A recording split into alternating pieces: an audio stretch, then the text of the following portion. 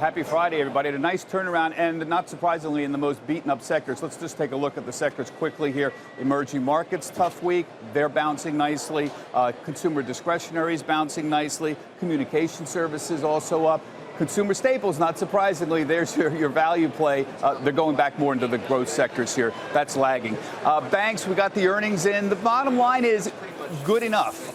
There's a lot of concerns about loan growth, but by and large, most of the companies did well. I just want to point out JP Morgan's results. Loan growth of 6%. That was really good. I mean, most banks are averaging 1% to 2% loan growth. Deposits up 4%. Card sale volume up 12%. Not bad at all overall here. About the turnaround, why the turnaround?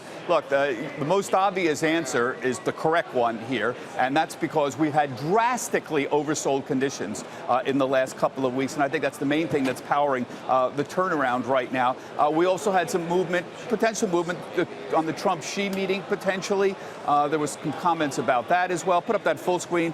We had Mnuchin and Kudlow coming to the defense of Mr. Powell as well, and I think on the margins, all of that's important, but don't kid yourself. It's the drastically oversold conditions that matter. Take a look just in the last couple of weeks what we have done here with home builders and retailers and materials, the Russell 2000, semiconductors. This is not in a year. This is about 2 weeks.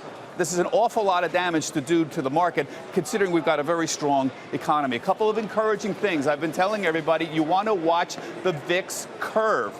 So we have seen the curve flatten dramatically today. Yesterday, the cash index was at 28. Today, it's at 22. The near-term futures contract, that VIX index, the second one there, going into October, that expires Wednesday, that's come down drastically to about 18. The November contract was 21. Now it's down to 18. The curve is flattening. This is an indication traders are less freaked out about the next few weeks and calming down. Futures way out there have been flat for the whole week. It's a good sign. Another interesting sign, fund flows. You think, oh my God, they're going to sell all through the ETFs.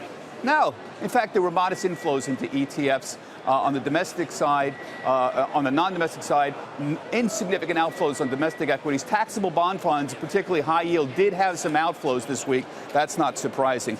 Finally, let's just talk quickly about the buybacks. The buybacks have been titanic. In the last 12 months, $646 billion has been repurchased. There is an estimated $350 billion in unused buybacks sitting out there that could potentially be a big help to the markets. And let me just address this issue. Buybacks can continue through blackout periods.